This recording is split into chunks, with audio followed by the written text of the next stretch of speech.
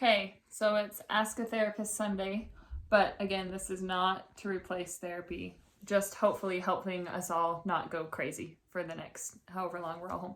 Agreed. So this week we had something happen to us that we thought would be helpful to talk about because we all have these relationships in our home right now, whether it's roommates or parents and kids or grandparents are living with you or whatever your situation is.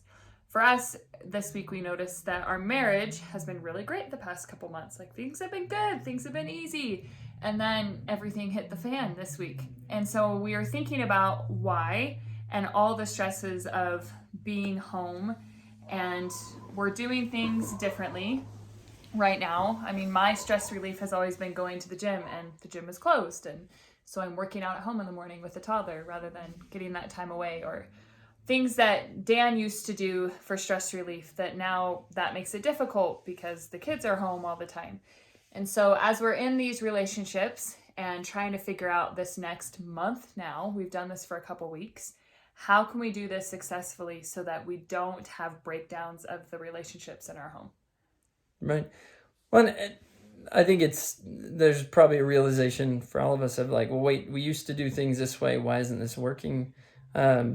Probably having some breaks in those relationships more often.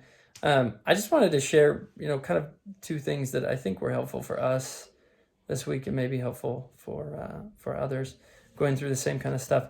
One of the things that's just kind of critical is you can't pretend that everything's fine or kind of move past it. You have to recognize that, yeah, something happened.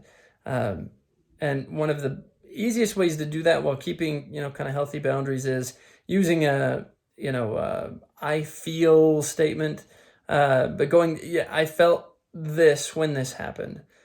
So being able to say, I felt hurt, I felt sad, I felt angry when this happened or when you did this.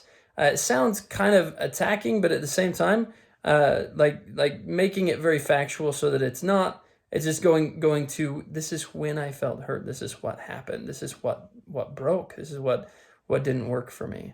Because it's not going to work to attack each other, but that's a different day. We'll go through that one. But that's number one. You got to be able to trust each other to say, like, I felt this is what happened. Each other and the other person, and however this works, you're going to have to also like validate at that point to go, okay, like I heard what you said, like this is, I can own my stuff, you can own your stuff. When there's a big conflict, there's going to be both sides. So after you've had the I felt and this is what happened, there has to be validation and understanding. Even we went through this week. It's easy to just kind of, nod and, oh yeah, I heard what you said. And then easy for that to be frustrating for the other person. And where it's got to be something that goes beyond just, I can tell you exactly what you just said. That doesn't mean you understood, or doesn't mean that the other person feels understood. And so going through, okay, like, even being simple that, hey, this is what I need. The other person can say, okay, well, I heard it because I'm doing it now. And you start to feel more repair. It starts to, you get kind of that tough feeling out of the way and recognize that we can reconnect and do something a little bit different. One of the last things that really kind of helped for us, and we kind of laughed about it today, but there's an understanding also that, hey, this happened this week when things were like great and fine at one point. And so we have to remember that this is going to happen again. We're going to run into, some kind of a conflict, or, I'm going to do something crazy that's, not received the best. And not that we just, oh, yep, no, that means we don't work on it. It means, yeah, look, we got through it this time, and we'll get through it the next time. We're going to use the same skills. We're going to talk about what's going on, what we feel. We're going to validate.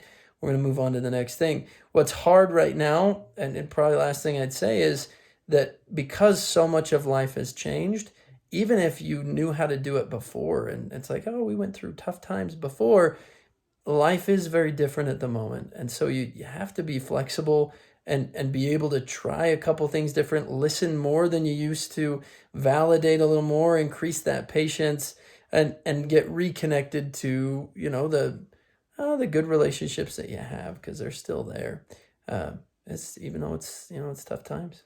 Well, I like the cycle. It's connection, break, and repair, which means after repair, you can always have a connection again. Yeah. So there's hope in all of these relationships, despite all the stress, that even if you have a text message war back and forth with each other, that you can repair it and then it can be better again. And other Yeah, you things will can. happen, but you can always get back to connection if you're both willing to validate and to Right. listen and to understand. Right, and that's even though there's there's really tough things through all of this.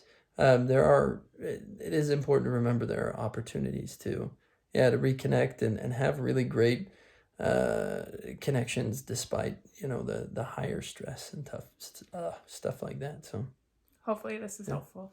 thanks so much.